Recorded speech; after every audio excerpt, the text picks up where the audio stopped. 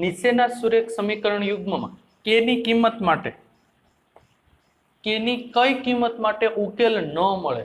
હવે તમને ત્રણ શરત યાદ છે. પહેલી શરત છે અનન્ય ઉકેલ માટેની, બીજી શરત છે ઉકેલ ન મળે અને ત્રીજી શરત છે અનંત ઉકેલ મળે. હવે આપણે ઉકેલ ન મળે તે માટેની શરત છે, એ શરતનો આપણે ઉપયોગ કરીને દાખલો ગણવાનો છે. પેલા પ્રમાણિત સ્વરૂપમાં ફેરવી નાખું છું. પ્લસ છે આ બાજુ આવશે તો માઇનસ, આ પ્લસ છે આ બાજુ આવશે તો માઇનસ. અહીં શું થશે? 3x પ્લસ વાય માઇનસ 1 બરાબર 0. આખું લખું છું એમને 2k minus 1x plus k minus 1y minus 2k plus 1 બરાબર 0. હાલો, આ પ્લસ હતું તો માઇનસ લખને કે આ પ્લસ હતું તો માઇનસ લખનું. હવે આપણે a1 a2 b1 b2 c1 c2 એ આપણે મેળવી જ લઈએ. હાલો, a1 બરાબર કિંમત લખાવજો 3, b1 બરાબર 1, c1 બરાબર -1, a2 બરાબર 2k માઇનસ 1, b2 બરાબર k માઇનસ 1 અને c2 બરાબર માઇનસ કૌંસમાં 2k પ્લસ 1. આ ત્રણ પહેલા મેં પ્રમાણિત સ્વરૂપ લખ્યું. પ્લસ છે આ બાજુ આવશે તો માઇનસ, આ પ્લસ છે આખું આ બાજુ આવશે તો માઇનસ. પછી મેં a1 b1 c1 a2 b2 અને c2 આ સરેસની કિંમત મૂકી. હવે મને શું પૂછ્યું છે? ઉકેલ ન મળે. ઉકેલ ન મળે માટેની શરત શું છે? તો અહીં લખું છું ઉકેલ ન મળે, ઉકેલ ન મળે તે માટેની શરત આવી છે a1 ના છેદમાં a2 b1 ના છેદમાં b2 not equal to c1 ના છેદમાં c2. a1 અને a1 a2 b1 b2 સમાંતર હોય, જ્યારે આ છે નોટ ઇક્વલ ટુ હોય, સમાંતર ન હોય. તો હવે આ બે સમાંતર છે એને હું લઈ લઉં છું a1 a2 b1 b2. મને અહીંથી કિંમત લખાવવાની છે. a1 ની કિંમત 3, a2 ની કિંમત 2k minus 1, 2k minus 1, b1 ની કિંમત 1, b2 ની કિંમત k માઇનસ 1. હાલો, હવે શું થશે? ચોકડી ગુણાકાર કરી નાખવા. ભાંગાકારમાં છે તો બરાબરની સામેની સાઈડ જશે તો ગુણાકારમાં, આ ભાંગાકારમાં છે બરાબરની સામેની સાઈડ જાય તો ગુણાકારમાં.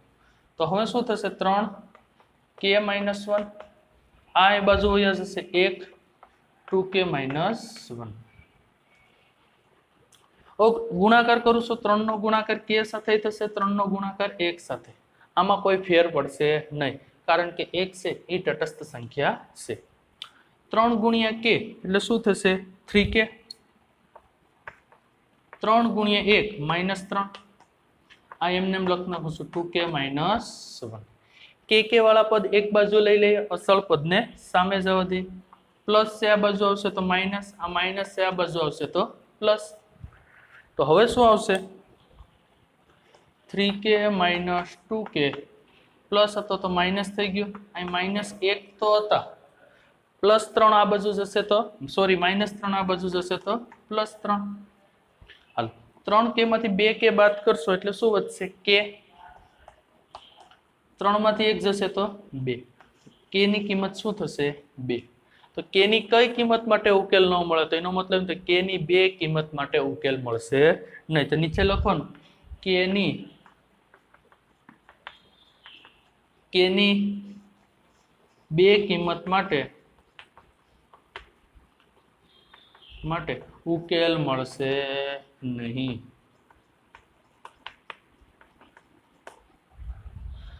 હવે આપણે આના પછીનો નેક્સ્ટ દાખલો જોઈએ. પ્રશ્ન નંબર 3. નીચેના સુરેખ સમીકરણનો યોગ્ય ઉકેલ એક આદેશની રીતે મેળવવાનો છે અને બીજો ચોકડી ગુણાકારની રીતે મેળવો. આદેશની રીતે અત્યારે આપણે સ્વાધ્યાય 3.5 માં આદેશની રીતે દાખલો ગણશું નહીં, કારણ કે સ્વાધ્યાય 3.3 માં ટોટલી 14 કે 15 દાખલા છે, એ બધા દાખલા આદેશની રીતે આપણે ગણેલા છે. એટલા માટે સ્વાધ્યાય 3.5 માં ફક્ત આપણે ચોકડી ગુણાકાર રીતનો આપણે ઉપયોગ કરીશું. હવે પેલા ચોકડી ગુણાકાર રીતનો ઉપયોગ કરતા પહેલા પ્રમાણિત સ્વરૂપમાં ફેરવી નાખીએ. પ્લસ છે તો માઇનસ, પ્લસ છે તો માઇનસ. શું થઈ જશે? 8x પ્લસ 5y માઇનસ 9 બરાબર 0. અહીં શું થઈ જશે? 3x પ્લસ 2y માઇનસ 4 બરાબર 0. હાલો, પ્લસ છે તો માઇનસ થઈ ગયું, પ્લસ છે તો માઇનસ થઈ ગયું. હવે જે આપણે કરતા હતા એ a1 b1 c1.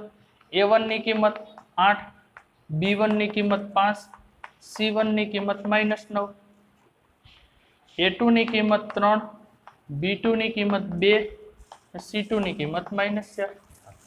a1 b1 c1 a2 b2 અને c2 ત્રણેની કિંમત મેળવી નાખી. હવે આદેશની રીતે આપણે ગણવાનો નથી, ચોકડી ગુણાકારની રીતે ડાયરેક્ટ જોઈએ છે. તો અહીં લખું છું ચોકડી ગુણાકારની રીતે, ચોકડી ગુણાકારની રીતે તો x ના છેદમાં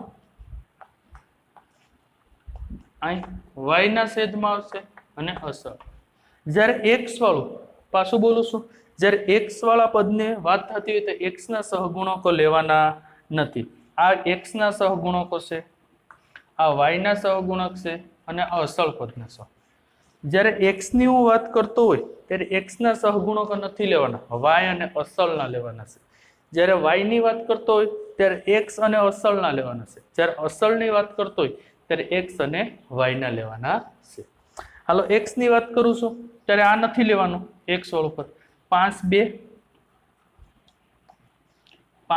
2 -9 -4 -9 -4 હાલો થઈ ગયું. હવે પેલો -9 -4 એવું ત્યાં લખી જ નાખવાનું, -9 -4 બાજુમાં ઈ જ આવશે.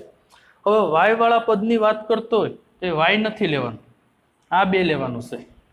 8 3 -9 -4 -9 -4 તો મેં લઈ જ લીધું, બાકી શું રહ્યું? 8 3. હું અહીં લઉં છું 8 3. જ્યારે અસલ, હવે 8 3 આવ્યા તો અહીં ઓટોમેટિક પાછા શું આવી જશે? 8 3. જ્યારે અસલ પદની વાત કરતો હોય ત્યારે આ બે લેવાના છે, 8 3 અને 5 2. તો 8 3 તો લઈ જ લીધા છે, સાથે શું આવશે? 5 2. હવે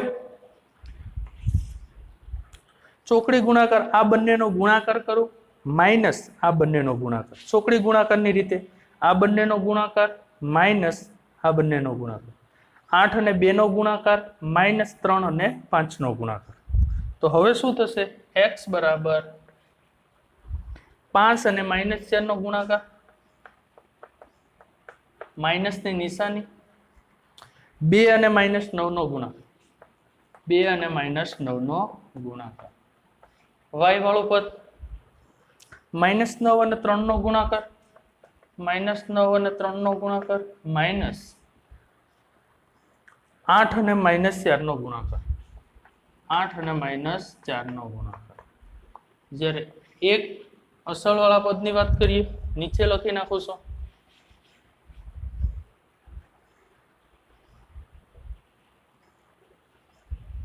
હાલો, અસલ વાળા પદની વાત કરીએ એક, તો શું થશે? 8 અને 2 નો ગુણાકાર માઇનસ 3 અને 5 નો ગુણાકાર. હવે શું થશે? સમીકરણ આપ દો સબ.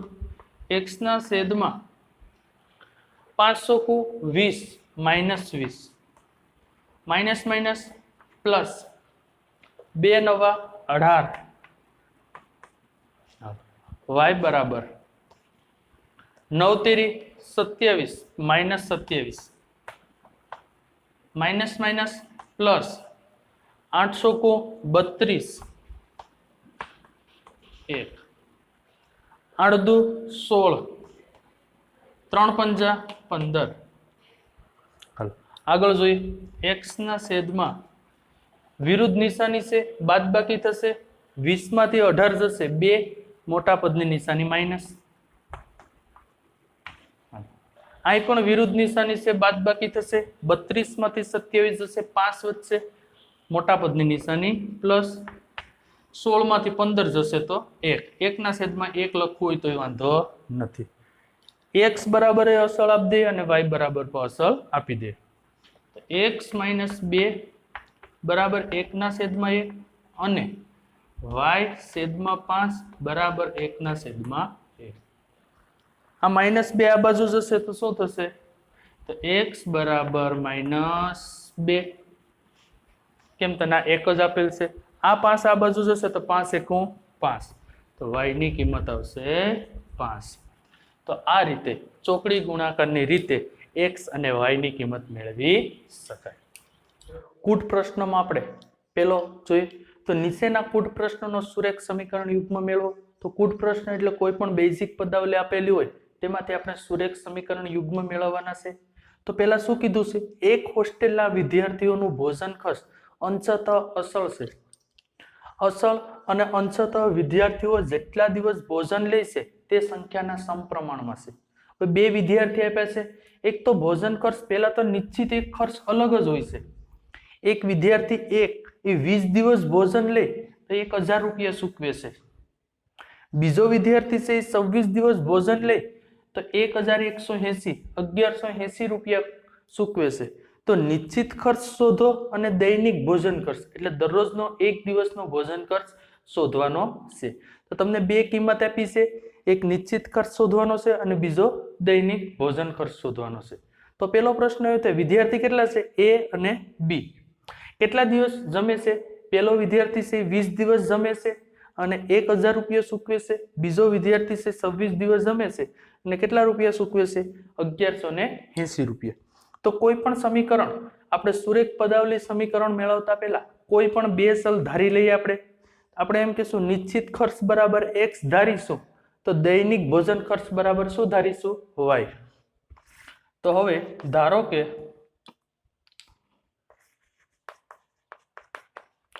નિશ્ચિત ખર્ચ બરાબર x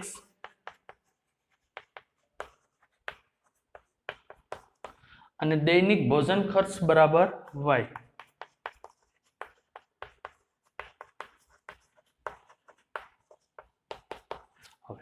હવે બંને સુરેખ સમીકરણ યુગ્મ રચવા હોય તો વિદ્યાર્થી એ તો હવે વિદ્યાર્થી એ કેટલા દિવસ જમે છે? 20 દિવસ ભોજન લે છે. તો એક દિવસનો ભોજન ખર્ચ y હોય તો 20 દિવસનો ભોજન ખર્ચ શું થાય? 20y. વિદ્યાર્થી બી છે 26 દિવસ ભોજન લે. એક દિવસ ભોજન ખર્ચ y હોય તો 26 દિવસનો ભોજન ખર્ચ શું થશે? 26y. તો વિદ્યાર્થી એ 20 દિવસ ભોજન લે છે અને કેટલા રૂપિયા ચૂકવે છે? રૂપિયા 1000 ચૂકવે છે. હાલો નિશ્ચિત ખર્ચ શું છે? પેલા x. નિશ્ચિત ખર્ચ x. કેટલા દિવસ જમે છે? 20 દિવસ. એક દિવસનો ભોજન ખર્ચ y હોય તો 20 દિવસનું શું થાય? 20y. કેટલા રૂપિયા ચૂકવે છે? 1000. તો આપણું સમીકરણ શું મળી ગયું? x પ્લસ 20y બરાબર 1000. સમીકરણ નંબર 1. આ રીતે જે રીતે મેળવ્યું તે જ રીતે સમીકરણ 2 મેળવીએ. તો વિદ્યાર્થી બી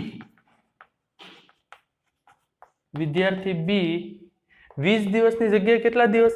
24 દિવસ ભોજન લેશે. 24 દિવસ ભોજન લેશે.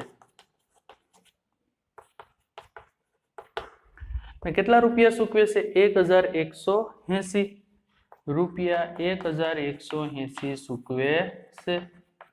હાલ નિશ્ચિત ખર્ચ તો બધા માટે લાગે જ છે. વિદ્યાર્થી ભોજન લે ન લે કોઈ પણ જાતનું એક હોસ્ટેલમાં તમારો નિશ્ચિત ખર્ચ તો ફિક્સ જ હોય છે x. તો અહીં પર શું આવશે? x. પછી તમે જેટલા દિવસ ભોજન લો એનો ખર્ચ અલગ થશે. તો 24y બરાબર 1180. આ સમીકરણ નંબર આને શું કહેશું આપણે? 2. હવે સમીકરણ 1 અને 2 મળી ગયું છે. તમને કોઈ ચોખવટ નથી કરી કે કઈ રીતે ઉકેલવાનો છે. આદેશની રીતે ઉકેલી શકો, લોપની રીતે ઉકેલી શકો, ચોકડી ગુણાકારની રીતે ઉકેલી શકો. તો સમીકરણ 1 અને 2 છે એને હું લોપની રીતે ઉકેલીશ. તો અહીં લખીશ સમીકરણ 1 અને 2 ને સમીકરણ 1 અને 2 ને લોપની રીતે ઉકેલતા લોપની રીતે ઉકેલવામાં સૌપ્રથમ શું કરવું પડે? x અને y બે ચલ તમને આપેલા હોય એમાંથી કોઈ પણ એક ચલને શું કરવો પડે? સમાન કરવો પડે. આપણી પાસે ઓલરેડી x સમાન જ છે એટલે બીજી કોઈ વસ્તુ કરવાની જરૂર પડશે નહીં. હું અહીં લખી નાખું છું x પ્લસ 20y બરાબર 1000, x પ્લસ 26y બરાબર 1180, x પ્લસ 26y બરાબર 1180. આ બેની નિશાની કેવી છે? સમાન નિશાની છે. અને આગળ કોઈ નિશાની ન હોય તો શું હોય છે? પ્લસ પ્લસ હોય છે.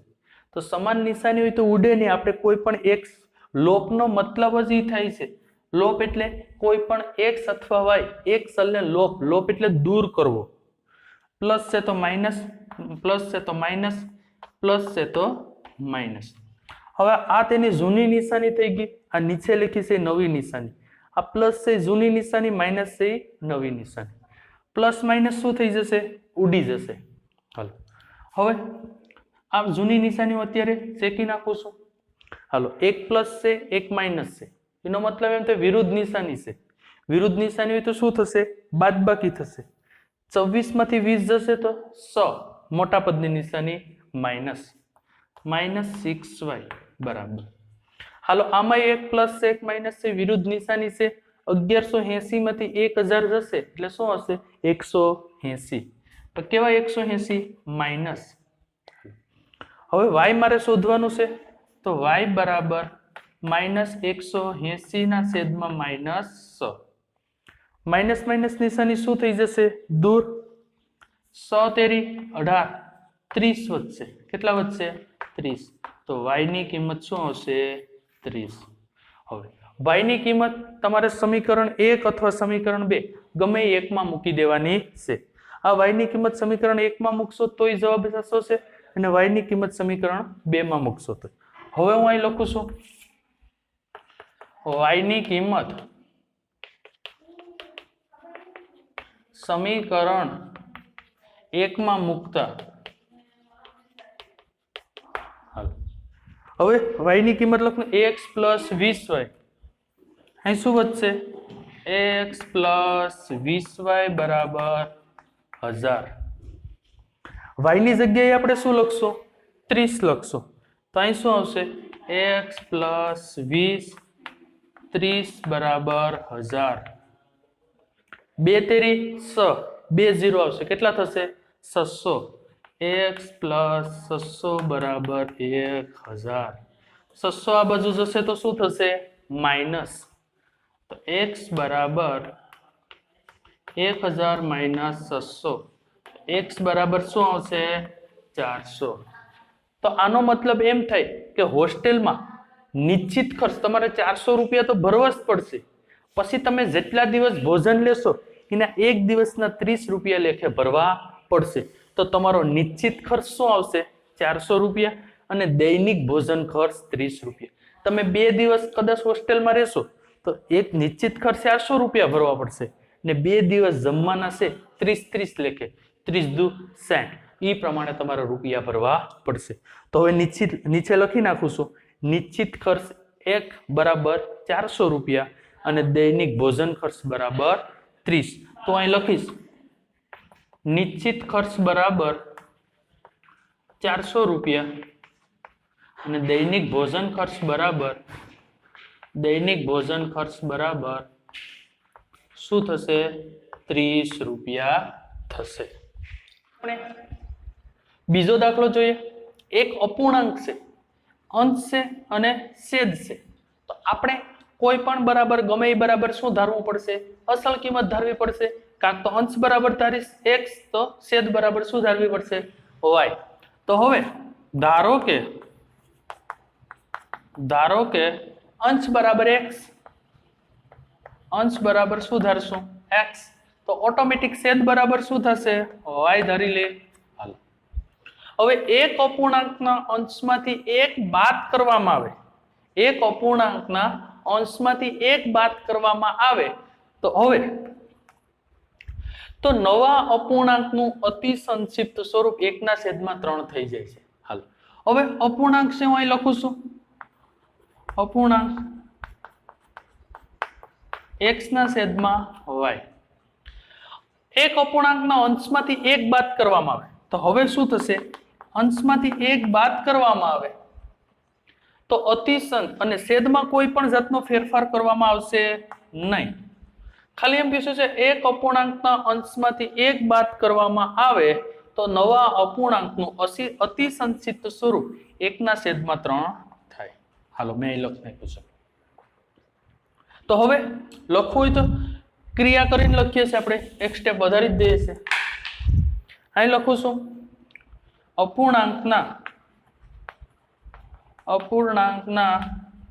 અંશમાંથી 1 બાદ કરતા નવા અપૂર્ણાંકનું અતિસંક્ષિપ્ત સ્વરૂપ શું આવે છે, 1/3. અતિસંક્ષિપ્ત સ્વરૂપ 1/3 મળે છે. તો હવે હું અહીં કરીશ, અંશમાંથી 1 બાદ કરીશ તો અહીં શું આવશે, 1 બાદ થશે, y ના y, અતિસંક્ષિપ્ત સ્વરૂપ 1/3. ઉકેલના 3 છે અહીં જશે, y છે અહીં જશે. તો હવે શું આવશે, હું અહીં લખું છું 3 × x - 1 બરાબર y. y ગુણ્યા 1 એટલે શું થશે, y. 3 ગુણ્યા x એટલે શું થશે, 3x. 3 ગુણ્યા 1 એટલે -3 બરાબર y. y આ બાજુ આવશે એટલે શું થશે, માઇનસ. તો અહીં લખી નાખું 3x - y -3 બરાબર 0. સમીકરણ નંબર શું આવ્યું, 1. હવે ઈ જ રીતના અહીં સુધી તે અપૂર્ણાંકના છેદમાં 8 ઉમેરતા, અપૂર્ણાંકના છેદમાં શું ઉમેરવાનું છે, 8. તો અહીં લખીશ અપૂર્ણાંકના છેદમાં 8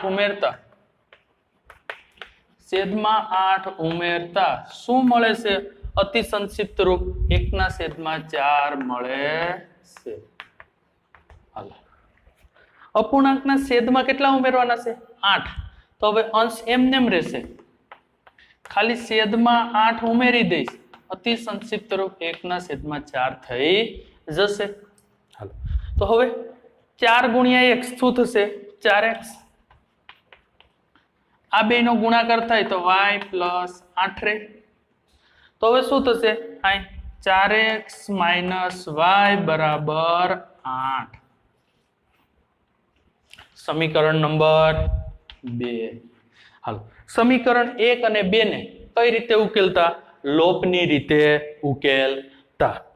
હાલો તો હવે અહીં -3 છે ને આ બાજુ મોકલી દો તો લાસ્ટ સમીકરણ હું લખીશ, અહીં થોડુંક ઉપર લખ નાખું,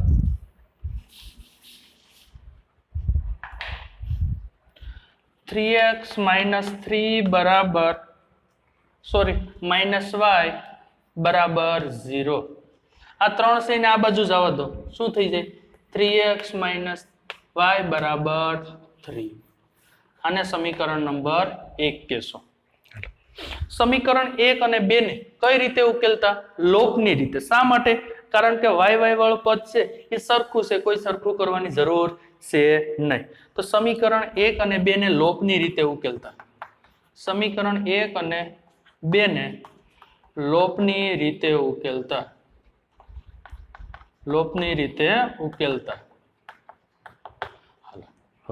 સમીકરણ 1 લઈ લો, 3x - y બરાબર 3. સમીકરણ 2 લઈ લો, 4x - y બરાબર 8. જે નિશાની છે એના કરતા કેવી નિશાની આવશે, વિરુદ્ધ.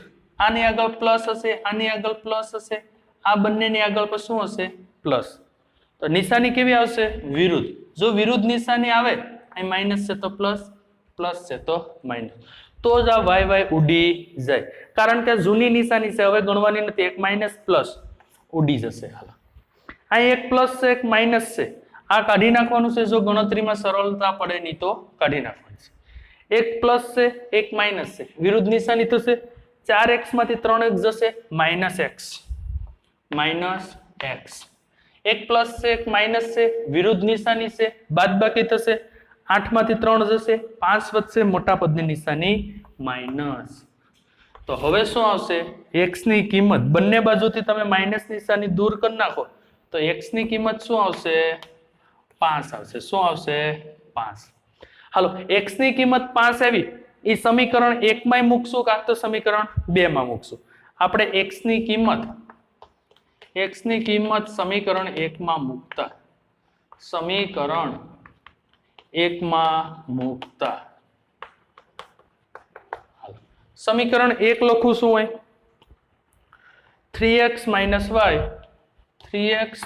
y બરાબર 3 x ની જગ્યાએ કેટલા મૂકવાના છે 5 તો અહીં શું થશે 3 × 5 y બરાબર 3 3 પંજા 15 y બરાબર 3 શું થશે y ને આ બાજુ મોકલી દો એટલે પ્લસ થઈ જશે 3 ને આ બાજુ મોકલો શું થઈ જશે માઈનસ તો હવે શું આવ્યું 15 - 3 બરાબર y તો y બરાબર શું આવશે 12 આવશે તો હાલો હું પૂછ્યું છે અપૂર્ણાંક શોધો શું પૂછ્યું છે અપૂર્ણાંક શોધો તો અપૂર્ણાંક x ના છેદમાં y છે તો x ની કિંમત તમને શું આવી અહીં x ની કિંમત 5 અને y ની કિંમત 12 તો માગેલ અપૂર્ણાંક છે 5 ના છેદમાં 12 થશે આ રીતનો દાખલો ગણી શકાય આ તમારો અપૂર્ણાંક છે એ છેલ્લે લખવાનું છે કારણ કે જગ્યા નથી એટલા માટે મેં અહીં લખી નાખ્યું છે તો કોઈ પણ દાખલો છે એ અંશ અને છેદ x ધારી અને દાખલો ગણી શકાય હવે આપણે નેક્સ્ટ દાખલો જોઈએ ત્રીજો દાખલો આપણે જોઈએ યશને એક કસોટીમાં 40 ગુણ મળ્યા કેટલા ગુણ મળ્યા 40 ગુણ મળ્યા પ્રત્યેક સાચા જવાબના 3 ગુણ એક જવાબ સાચો પડે તો 3 ગુણ અને ખોટો જવાબ પડે તો કેટલા ગુણ કપાય 1 ગુણ કપાય અને સાચો જવાબ આવે તો 3 ગુણ માઈનસ પદ્ધતિ પ્રમાણે તો હવે બીજો પ્રશ્ન છે જો સાચા પરીક્ષકે જો પેપર તપાસવા વાળાએ સત્ય જવાબ માટે 4 ગુણ આપ્યા અને ખોટો પડ્યો તો 2 ગુણ કાપી નાખ્યા તો તેને 50 ગુણ મેળવ્યા કેટલા ગુણ મેળવ્યા 50 હવે આ 40 ગુણ મેળવ્યા ત્યારે હું તો સાચા જવાબ માટે 3 ગુણ ખોટા જવાબ માટે 1 ગુણ કપાય તો યશને 40 ગુણ મળે સાચા જવાબના 4 માર્ક ખોટા જવાબના 2 માર્ક કપાય તો યશને 50 ગુણ મળે પહેલા 40 ગુણ મળતા હતા સાચા જવાબ 3 માર્ક આવે ખોટા જવાબ માટે 1 ગુણ કપાય તો એને 40 માર્ક આવતા હતા પરીક્ષકે અલગ રીતે તપાસ્યું સાચા જવાબના 4 માર્ક આપ્યા અને ખોટા જવાબના કેટલા માર્ક કાપી નાખ્યા 2 માર્ક આપ્યા તો યશને 50 માર્ક આ કસોટીમાં કેટલા પ્રશ્નો હશે તો પહેલો આપણે ધારવું પડશે ધારો કે સાચા જવાબ માટે x અને ખોટા જવાબ માટે y ધારી લો છો ધારો કે સાચા જવાબ માટે શું ધારી લો x અને ખોટા જવાબ માટે શું ધારી લો y ધારી લીધું છે હાલો s ને એક કસોટીમાં કેટલા ગુણ મળ્યા 40 ગુણ મળ્યા છે હાલો સાચા જવાબના 3 ગુણ તો હવે સમીકરણ મેળવીએ હવે નીચે સમીકરણ 3 ગુણ સાચા જવાબના કેટલા 3 ગુણ તો સાચા જવાબ માટે આપણે શું ધાર્યું x તો હવે અહીં શું લખશું 3x હાલો ખોટા જવાબ માટે આપણે શું ધાર્યું y ખોટા જવાબ માટે કેટલા ગુણ કપાતા હતા 1 ગુણ કપાય છે માઈનસ થાય છે 3x માઈનસ y તો યશને કેટલા ગુણ મળે છે 40 ગુણ મળે છે ધ્યાન રાખજો પાછું સમજાવું છું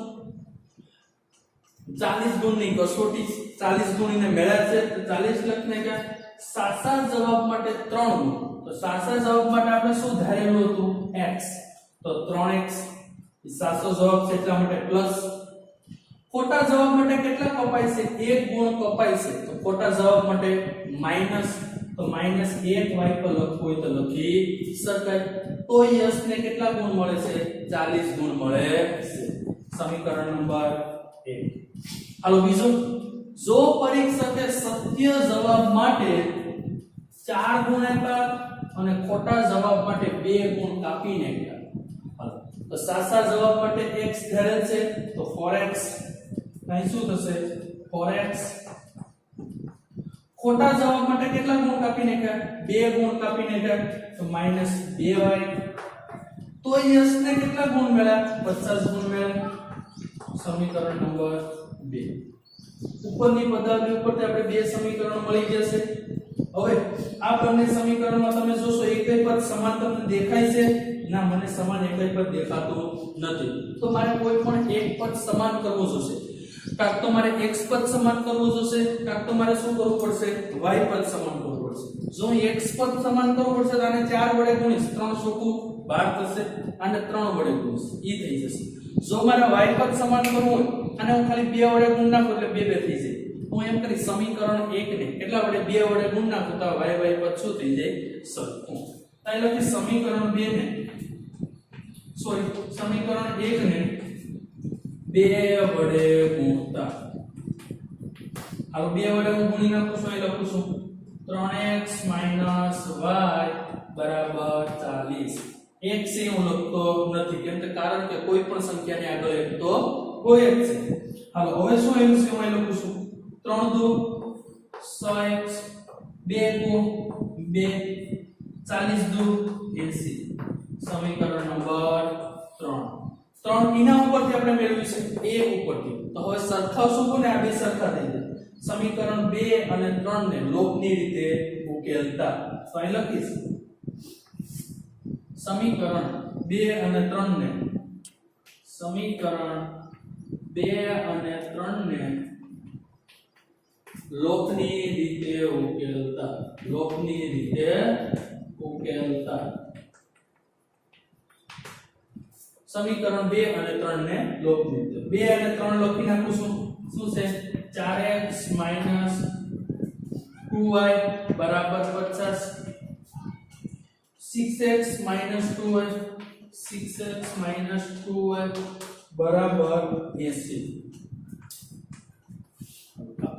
આ પ્લસ અહીં નિશાની શું હશે માઈનસ અહીં પ્લસ અહીં માઈનસ એક પદ ઉડી જશે 2y શું થઈ જશે ઉડી જશે આ જૂની નિશાની કાઢી નાખું છું જેથી તમને સરળતા રહે એક પ્લસ છે એક માઈનસ છે વિરુદ્ધ નિશાની છે બાદબાકી થશે 6 માંથી 4 જશે 2 મોટા પદની નિશાની માઈનસ 2x બરાબર આ પર વિરુદ્ધ નિશાની છે બાદબાકી થશે 80 માંથી 50 જશે 30 વધશે મોટા પદની નિશાની માઈનસ બંને બાજુથી માઈનસ નિશાની શું કરી નાખું દૂર કરવી તોય કરી નાખું અથવા x બરાબર -30 ના છેદમાં -2 આ બે વચ્ચે ગુણાકાર હતો બરાબરની સામેની સાઈડ રહેતો ભાગાકાર માઈનસ માઈનસ નિશાની શું થઈ જશે દૂર 30 ભાગ્યા 2 કરશો એટલે શું આવશે 15 x બરાબર 15 x ની કિંમત તમે સમીકરણ 1 માં મૂકી શકો સમીકરણ 2 માં મૂકી શકો સમીકરણ 3 માં કોઈ પણ માં મૂકી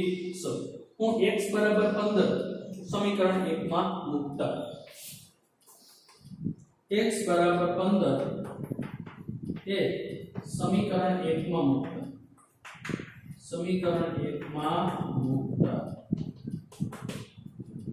સમીકરણ 1 લખી નાખું 3x - y બરાબર 40 3x - y બરાબર 40 હવે x ની જગ્યાએ કેટલા મૂકવાના છે 15 તો 3 x ની જગ્યાએ 15 - y બરાબર 40 15 તેરી 45 થશે 45 - y બરાબર 40 આ 45 ને ઓલી બાજુ મોકલું શું થઈ જશે માઈનસ થશે હવે શું થશે -y બરાબર 40 - 45 40 શું હતા પ્લસ હતા વિરુદ્ધ નિશાની છે બાદબાકી થશે 45 માંથી 40 જશે 5 મોટા પદની નિશાની માઈનસ તો -y બરાબર -5 બંને બાજુથી માઈનસ નિશાની દૂર કરતા તો y બરાબર શું આવશે 5 હવે તમે શું ધાર્યું કે સાચા જવાબ માટે x ખોટા જવાબ માટે y ધાર્યું તો સાચો જવાબ 15 અને ખોટા જવાબ કેટલા હતા 5 તો હવે યસ ને સાચા જવાબ કેટલા 15 પડ્યા હશે અને ખોટા જવાબ કેટલા પડ્યા હશે 5 તો અહીં લખવાનું યસ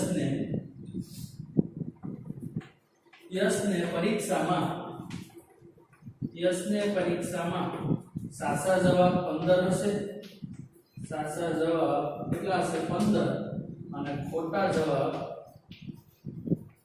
કેટલા હશે 5 હશે અહીંયા પૂછ્યું છે કુલ પ્રશ્નો કેટલા હતા તો 15 ને 5 કુલ પ્રશ્ન કેટલા હશે 15 ને 5 20 કુલ પ્રશ્ન 20 હશે એમાંથી યસ ને 15 જો પ્રશ્ન હાસા પડ્યા ને 5 પ્રશ્ન ખોટા પડ્યા ટોટલ પ્રશ્નની સંખ્યા કેટલી હતી 20 હતી।